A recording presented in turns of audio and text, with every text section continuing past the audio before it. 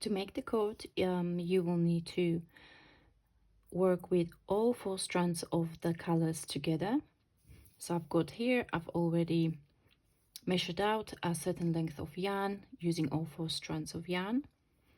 You will then work a slip knot, like so, and place the hook through the slip knot and tighten up slightly. You will then take the short end, so this is the end which is not directly connected to the balls of your yarn, and you will wrap the yarn around the hook like so. So you are wrapping from front to back, and then the other end or the other side of the yarn which is connected to your balls of yarn, you will then take that, wrap it around the hook and pull through the 2 loops on your hook.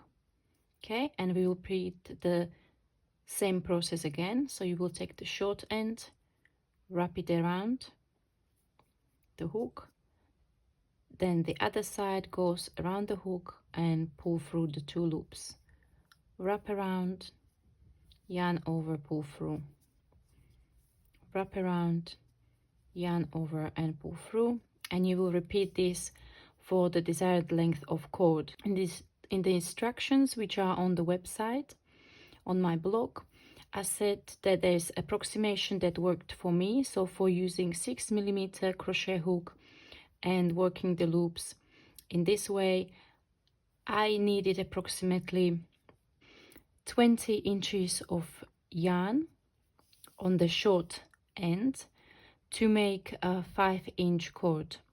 So you can then take the information and calculate how much yarn you need for your cord if you decide to adjust the size and customize it.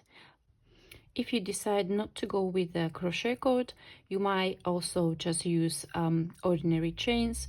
So you would again measure out your yarn, make a slip knot, insert the hook through, and then yarn over, pull through, yarn over, pull through.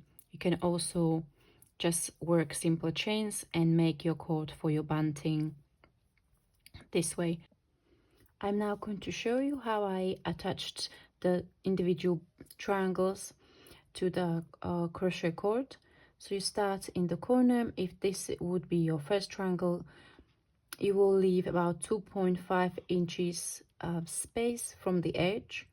If you are joining consecutive triangles, I recommend it. I wrote a pattern for 5-inch spaces between the triangles, but again, you can customize this easily.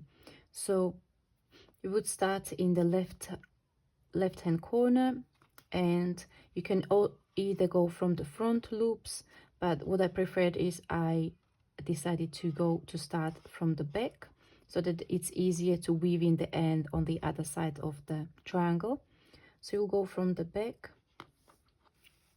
and I recommend using the same yarn as you use for the bind off, for the last segment in the color and for the bind off row.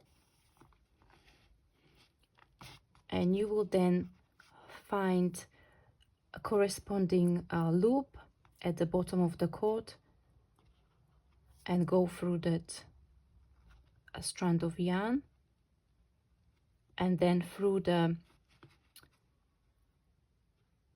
outside loop of the bind off. So what I mean is, when you look at your triangle, you've got a bind off that looks almost like chains, and you've got the front loops, and then you've got the back loops there. So you will be working through the front loops. Okay, so we are going to go from on the bottom edge of the cord and then through the front loop of your triangle, like so.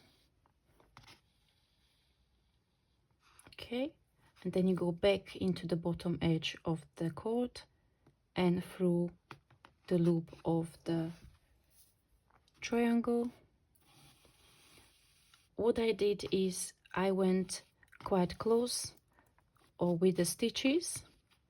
This is because I wanted to make sure that the triangle was firmly attached to the cord, but you can also make it a bit looser.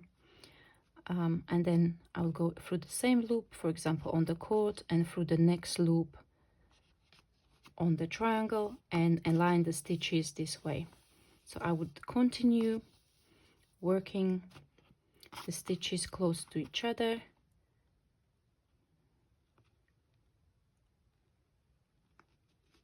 What you want to make sure that when you align the stitches, you align them approximately so they are not too far apart, to make sure that your triangles are not going to be hanging off the cord, but also you don't want to make it so tight that the cord would pucker, so that you would be missing some distance at the end of your bunting. So you're just going to go along the top edge like so.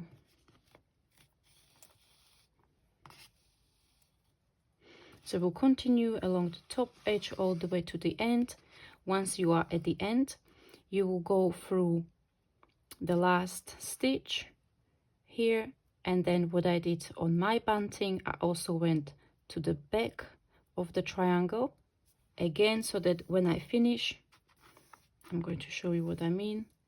Let's pretend that I attach the triangle along the top edge, so when I'm at the end, I can just turn the triangle around and weave my end in. Okay, and that's how you attach your triangles to your cord. I hope you enjoyed this two-part video tutorial for the Tilly bunting. So in the first part of the tutorial, I showed you how to create the triangles in a single color and then in stripes. And today I showed you how to make the cord, an alternative, how to make the cord in chains or the crochet cord, and also how to attach your triangles to the actual string or to the cord. Okay, let me know in the comment section below what colors would you use for yours, and I hope to see you in the next tutorial. Thank you very much for watching. See you next time. Bye.